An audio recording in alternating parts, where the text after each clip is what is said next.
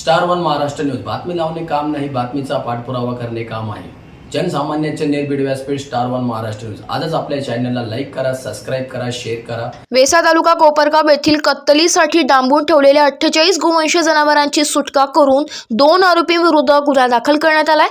DySP Sandeep Mitke यांच्या पथकाची ही कारवाई आहे.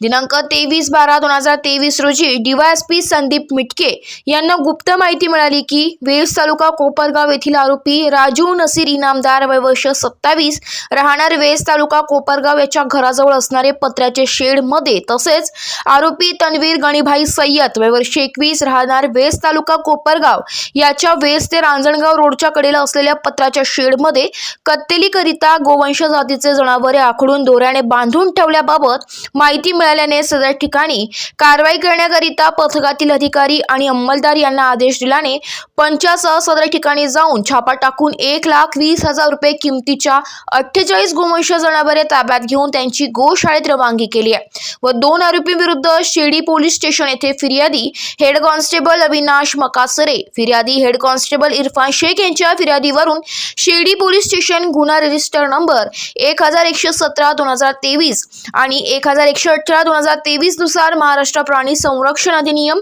व प्राण्यांना क्रूरतेने वागण्यास प्रतिबंध कायदा आणि नियम 1976 च्या सुधारित 2015 कलम 5(क)(9)(अ) अन्वये गुन्हा दाखल करण्यात आलाय.